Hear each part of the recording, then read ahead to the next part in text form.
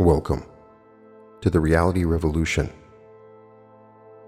It's a beautiful day to read another magical quo channeling. One topic that comes up when I'm trying to help people out with whatever they're going through is a desire for protection, a desire for psychic protection. And throughout the ages, reading magical texts and occult books, religious books, and different spiritual traditions, there have been many forms of spiritual protection. I find it fascinating when you read the Law of One, out of nowhere, they're just like, yeah, you got to have some cut garlic. No negative entities will arrive with cut garlic. Little things like that. Of course, everybody uses sage. I was at Aaron Dowdy's shift experience, and they saged everybody before entering into the auditorium. That's great. What do you use to protect your environment? There are so many different and various rituals that allow you to do this, different angels that you can tap into and energies. So I found another quo channeling where they talk about protection. Quo is a conglomeration of evolved alien civilizations that exist within 4th, 5th, and 6th density, including Ra, Latwi, and Hatan, and together, they've been answering spiritual questions through channelings with LL Research for quite a long time now. And we've read many of these channelings. They've been very empowering, and it always feels like an angel is talking to me. They have some protocols and what they can and cannot answer, and it always comes from a very loving perspective, and they always suggest to you, if this doesn't resonate with you, then move along. Today, we're going to talk about protection. We did have another quo episode where we talked about love light as a form of protection, and this goes a little bit deeper as to the other types of protection that are available and their nature. This was delivered on April 2nd, 2000. The question this week has to do with protection, and we are thinking about two types of protection. First, the type that you would invoke from outside of yourself if you felt there was a need for angelic protection, protection by Jesus, and asking a saint for protection or a guide or any other inner energy you felt was helpful. We would like Quo to speak to that type of protection and also relate it to the type of protection that comes from one's way of living, from focusing on the being upon service to others. Ross said producing fruit was a protected activity. Would this have anything to do with refusing to be afraid of that from which you might need protection? Does it help to have an attitude of gratitude? Carla channeling. We are those known to you as the principle of Quo. We greet each of you in the love and in the light of the one infinite Creator in whose service we are. We cannot express our delight to you and our pleasure at being able to join this meeting this afternoon. It is always a signal event when we are able to meet with this group. We would like to thank each for calling us to you by your desire for the truth.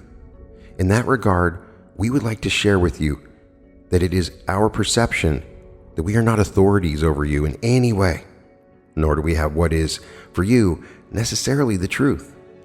We have opinions and thoughts which have come out of our experience, and we are happy to share this with you, for this is the nature of our service to the Creator at this time, to be in communication with those who seek information of this kind in this way. However, we ask that each thing that we say be brought before each entity's discrimination, for you and only you will be able to feel the resonance of your truth when you hear it and when it comes into your heart. If there is not this solid feeling of resonance in our thoughts, then we ask that you leave them behind. For what we are doing is not so much informing, but rather sharing. For we are as you, students of the way, that way that calls all of us towards the mystery and the fullness of the one infinite Creator. You ask this day concerning protection, and because of the music which you played to begin to tune the session, we would choose to begin with a discussion of the protection that can come from what the questioner called outer sources. The practice of calling for aid from a strong helper is as ancient as the belief that there are strong helpers. You must see your density as one in which you will inevitably, again and again, throughout your life, be in the position of wishing to call for help from others. For the entire purpose of third density is socialization, the learning to give and to receive love, and to give and receive lovingly that encouragement and support that is needed. This instrument, for instance, in her tuning process habitually calls upon the archangels and all of the discarnate and angelic spirits that are within the inner planes of your planet. This instrument asks them to come and be a part of the session of working, helping to protect the instrument, the source of the contact itself. Each person in the circle of seeking, the circle as an entity, and the physical space in which the meeting is taking place, the room, the house, and the surroundings, each time that this instrument tunes itself for contact, it goes through these preparatory protections. Further, it works with the energy centers of its body and wraps itself first in the protection of the body, by the body, and then the protection of the infinite white light of the one Creator. May we say in this regard, then, that it is efficacious to call upon those entities, energies, and essences to which an entity relates as ideas or ideals that are esteemed and admired. Calling for help sets up a dynamic within the inner planes, as does any prayer. Indeed, we may include in this category specific worries, which come repeatedly to the mind and begin to take over the mind. If these worries can be reformed into a more prayerful rendition so that help is asked, this is an efficacious thing to do.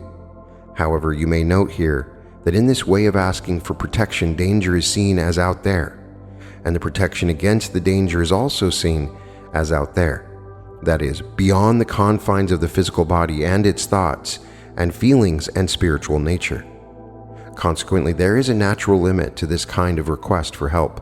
The efficaciousness of these prayers and request for protection depend, in part, upon the attitude of the one praying towards the entities who are asked for help. If an entity is not actually one who believes or has faith that such calls for help will have an effect, then it weakens the prayer greatly. The faculty of faith, then, is signally important in asking for help from outer sources as well as in general. To look at the attitude of the spiritually awakened entity who refuses outside help, we would like to look at some of the actions of the teacher known to you as Jesus. This entity was extraordinarily aware of the issues involved in asking for protection. This is a time within what this instrument would call the church year, when the one known as Jesus spent over a month in the desert. The story goes that this entity was fasting and being tempted. One of the temptations that this entity, Jesus, faced was the temptation to ask for outer help from angels. "Go ahead," suggested a negatively oriented entity. "Throw yourself off a high rock. Show me that the angels will catch you and not allow you to harm as much as your foot." Jesus remained on the rock. "You are hungry," came the voice. "Make some bread out of that stone." Jesus ate locusts and starved. This entity grasped that he had no need of protection because he had nothing to fear. As the one known as T so accurately pointed out in an earlier discussion, an entity which has come to be fearless has come into a kind of balance that is beyond the forces of life and death. This may make such an entity seem weak-minded or to be missing the point. Someone new to the story of Jesus the Christ would at this point wonder what the point was of refusing any help when clearly there was no food, no shelter, and no comfort. And yet, to the one known as Jesus, all that was necessary was the knowledge that he and the Father were one, and the Father could be one in a desert with nothing to eat. He and the Father could be one in death, when that illusion would vanish and he would once again in spirit and in truth be one with the Father. He could be one with the Father in any human situation whatsoever, and this was the value that this entity held above all others, seeing the primal nature of this utter belief in the unity of all things under the one infinite Creator. There's a great key in this understanding.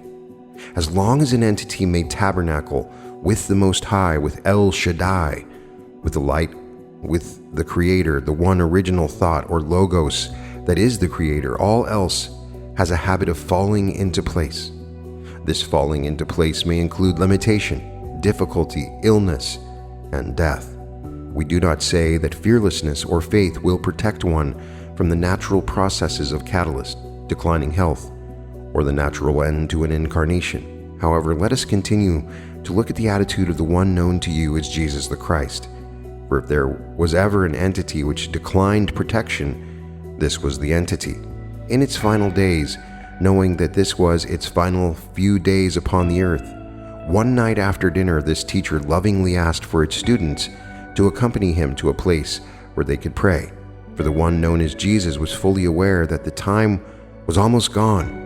And oh, how this entity dreaded what was to come, as would any human in the bloom of life, young and strong and vigorous. It did not wish to lay itself down upon an altar as had Abraham done his son. He had no wish to immolate himself on some sacrificial fire. He wished to teach and to share and to love those who had been given to him. But the will of the Creator was pressing upon this entity's awareness, and he could not ignore the call that he felt was true.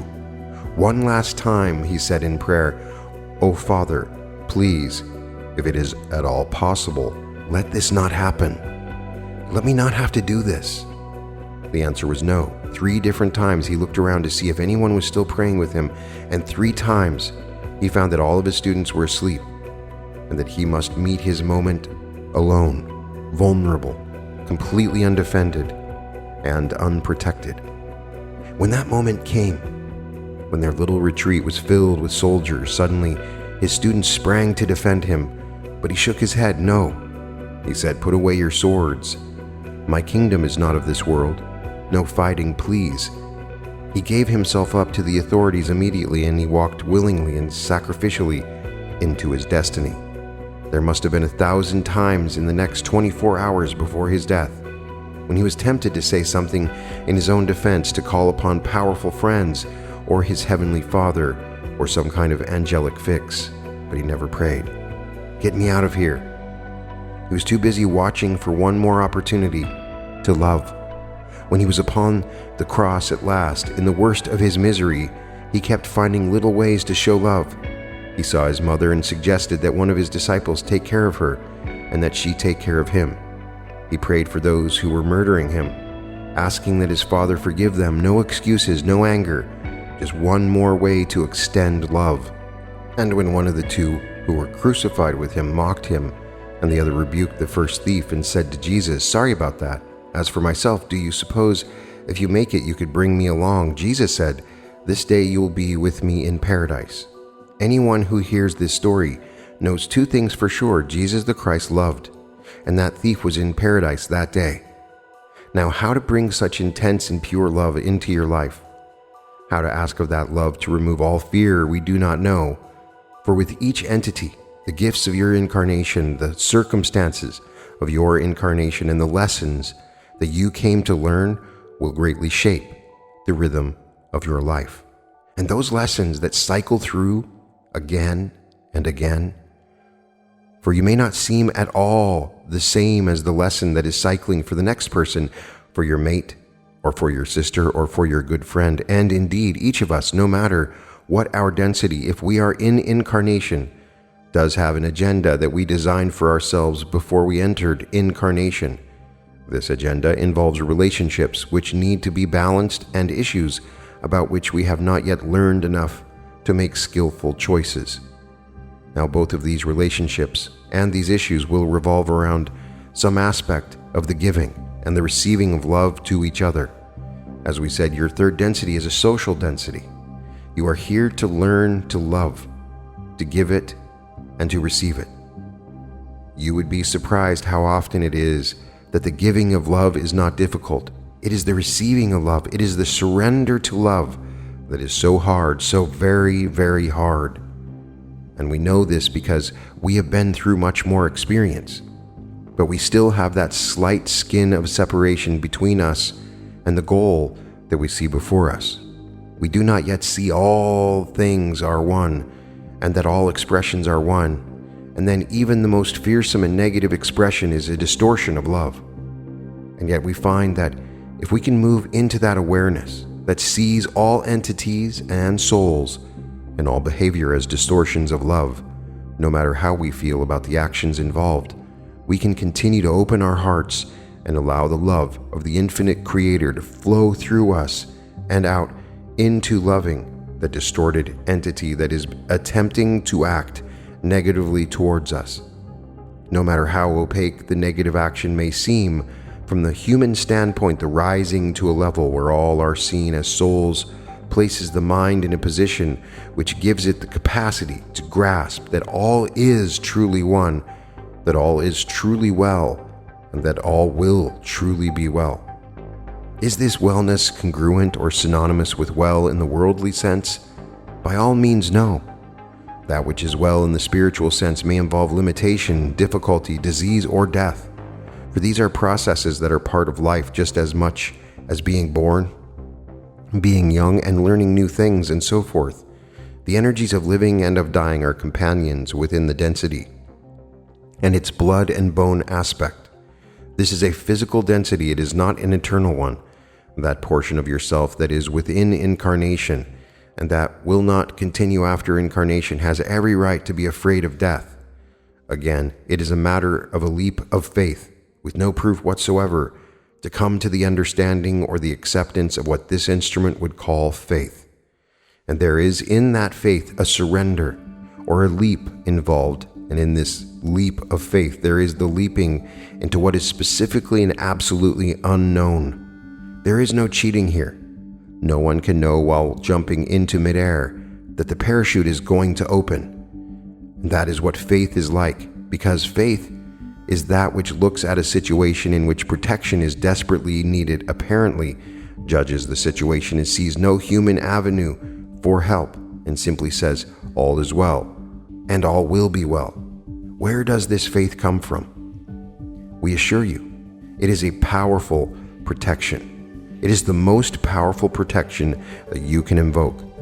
It involves you as a human and spiritual entity digging in your feet, metaphysically speaking, and saying, here I am. Listen to me. I am real.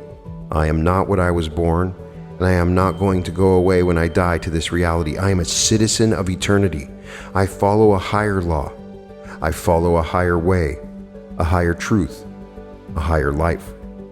It is this identification with an idea or an ideal for which you would die and for which you are living that brings you to the courage to jump into midair and say, I am doing this by faith, blind faith, and I will live by faith, blind faith, not words, not deeds, not reasoning, not wisdom, not logic, not what seems to be efficient or suggested. I will live by faith. This entity, this instrument speaking, once was at the crossroads of life and death, and because the ailments involved were physical, was fully aware of the tenuousness of her hold on physical life. In that situation, this instrument's reaction was to put up two quotes. One was from her beloved St. Paul. It was a long passage about being bloody but unbowed, in difficulty yet lifted up, and it spoke to those pains and agonies which the instrument was going through. The other one was simply the rewriting of part of the opening monologue of the original version of the television program Star Trek. This entity laboriously wrote out faith, the final frontier, and placed it where she could see it every minute of every day, for she knew that it was faith, and only faith, that would keep her alive, faith that all was well and that all would be well. And as this instrument went through one emergency situation after another, and then one difficult rehabilitation after another, she kept this motto with her as a watchword, faith, the final frontier. And truly this motto was able to open every door, to quell every fear, to quiet every anxiety, but only because the instrument moved into a state of mind in which nothing actually mattered except remembering that watchword.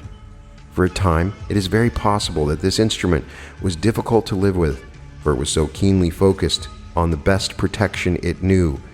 And it is possible that when you sense a crux of destiny and do what you need to do within your own mind and heart and soul in order to hew to faith, you may lose a friend or find that a family member does not understand you. or that other entities feel that you are not exercising proper caution or care. And yet this attitude of faith is, to our knowledge, the key to the highest protection of life, of work, and of fruit that we know is effective within or without incarnation. This is a value and an asset that is powerful within third density, particularly because it cannot be proven. There's no way that you can sit down with someone and justify faith. There's no way you can prove faith. You cannot argue someone into having faith.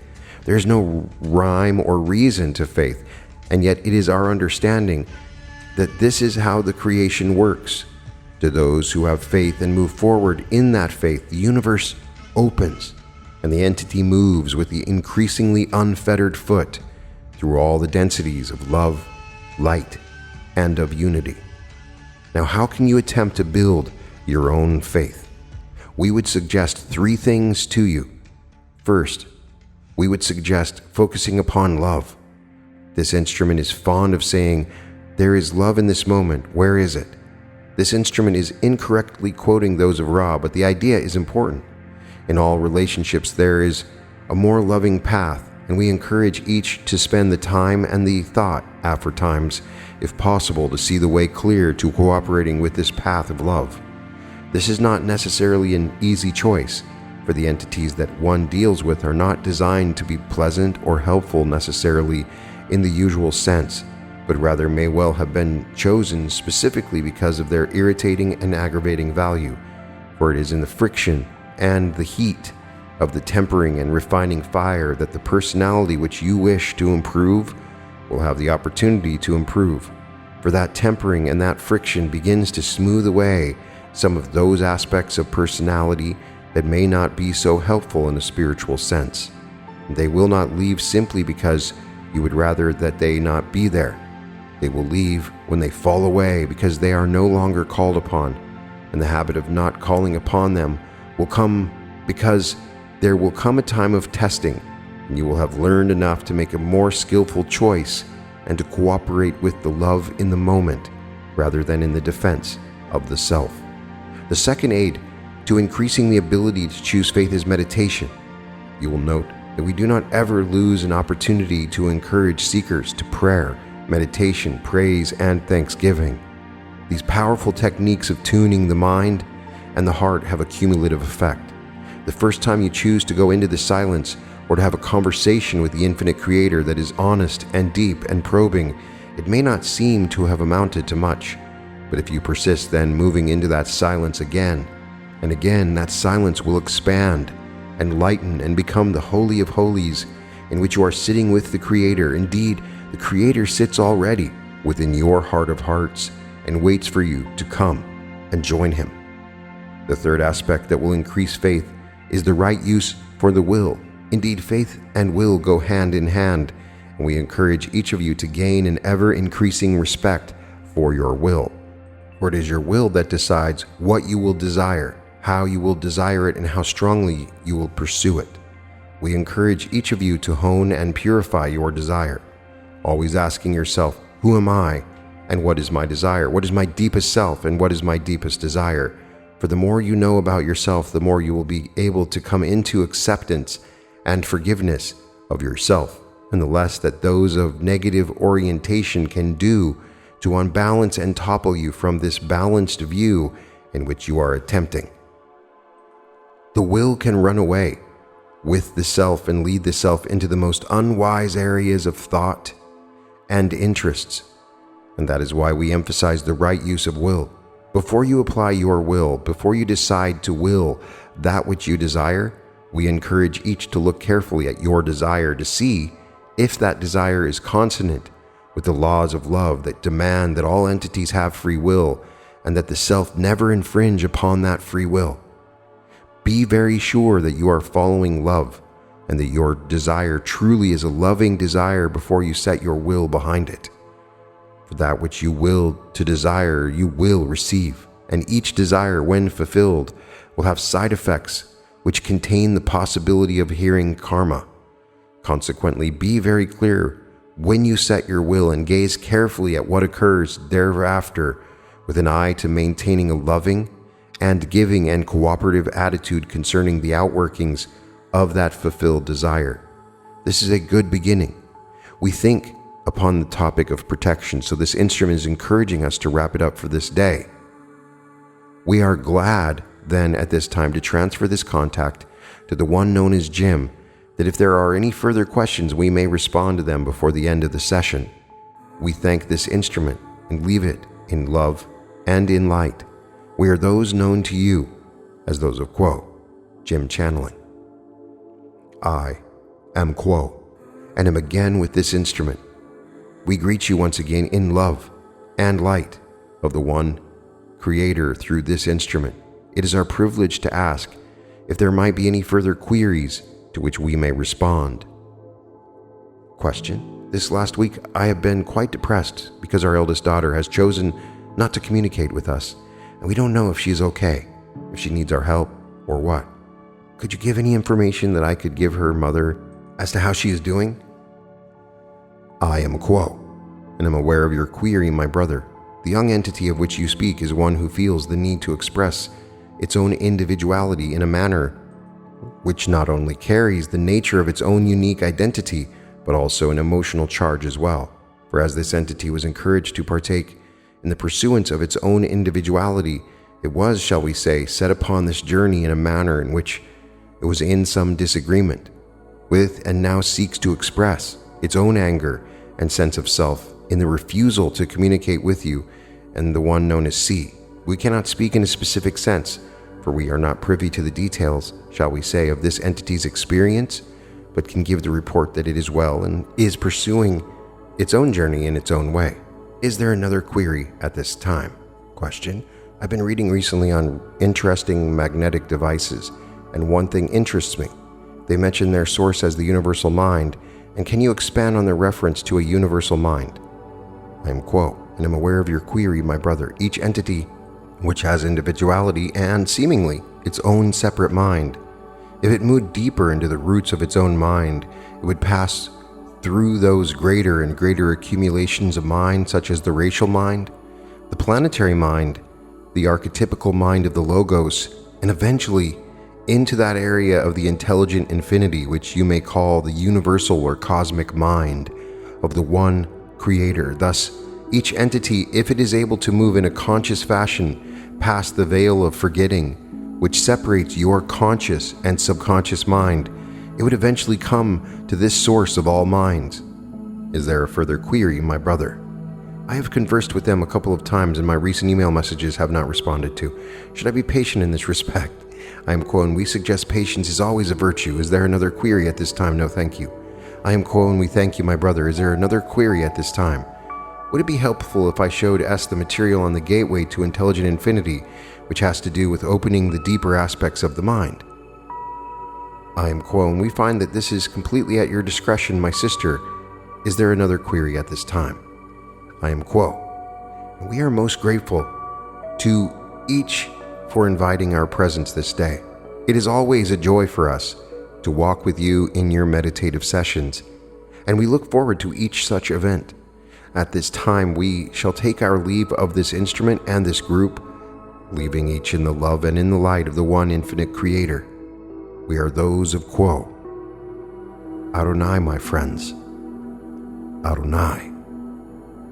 So I just found this to be a really compelling and fascinating channeling, and it had an underlying current to it. Yes, there are some amazing magical rituals and occult rituals that you can do to help protect your environment. I mean, they do it in the Law of One. The people doing this do a ritual of protection. They continuously do the middle pillar as well as the LBRP, which is the lower banishing ritual of the pentagram. They did this when they did the raw meditative sessions.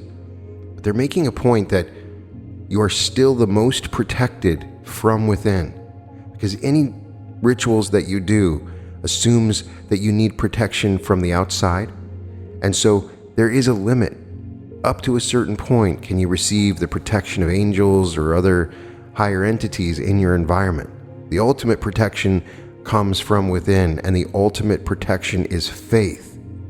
I really found this to be a very practical discussion of faith, because the question is, how do I increase my faith? I mean, we always hear that we need to have faith, but faith always appears to be sort of an organic thing that happens based upon our memories and what's happening in the world. So how do we bring about this faith? Quo suggests 3 things to you. First, you should focus upon love. Where is the love in this moment? Continually focusing on love will increase your faith. See when you experience love in any moment. Go back and look at past moments and see where the love was at. Continue to look for the love in all moments. The second way to increase faith is with meditation. Now, this may seem a little bit backwards because oftentimes we're told when you go into meditation, have faith. But here they're saying there's also this antecedent effect that you get an increase of faith when you do regular meditation. And the third thing to increase faith is the right use of the will, emphasizing that you choose what you desire and choose what you do, and with your will, you can choose to have faith. I know that sounds somewhat simplistic, but it is important and true. It is something that you have to do without any valid proof, but a feeling inside, and you develop this feeling and knowing of the truth of the thing that you have to have faith in through meditation, through loving experiences, and through your will. Everybody's going to be a little bit different, but your protection comes from within. You are God walking on this planet in a human physical body. You have forgotten that you are God, but with the power of God, you can protect yourself from all things. You are indestructible, and there is no negative entity that is going to even come close to your perimeter unless you allow them. You are all powerful in all ways. But we walk in this limited world with the veil drawn, not knowing about our true power. You are protected. You're always protected deep from within. Now, there is an interesting side discussion at the beginning of this, that when you are acting in service and you're bearing the fruits of service, those moments are protected. It's almost like a divine law that when you're acting in service and being serviceable in different situations, that there is a natural divine law that when you are in those moments giving service, you are protected. I found that interesting. I'm going to have to ponder and think on many of the thoughts that Quo gives here. This was just 23 years ago, and they had already been channeling for 30 years prior to that. So when you really start to look at the channelings and the number of channelings and the number of years of channelings, that's always been my ultimate goal, is just to put a highlight on this amazing material, and you be the judge for yourself. You don't even have to believe it's channeled. The discussions here are very specific to very deeply core spiritual issues, and oftentimes they're talking about things I don't even realize are an issue, and then they bring things up. They talk about stuff at a pure core issue in its purest form, and it makes sense to me. Oftentimes when I read this material, I don't quite get it the first time, and I go back and listen to it a second time, and you may find from multiple listenings that you learn something a little bit different. They're so powerful in their language. They lock light codes into these word choices and combinations that they awaken you with the formula of the words themselves. It's genuinely amazing. I am seeing and imagining everyone that is listening to me and feels the vibration of the words on my voice. You are having the most amazing day, and it is now 10 times greater than it was before. You have 10 times greater the amount of love and light flowing into your life, bringing harmony and joy and all good things. And welcome to the Reality Revolution.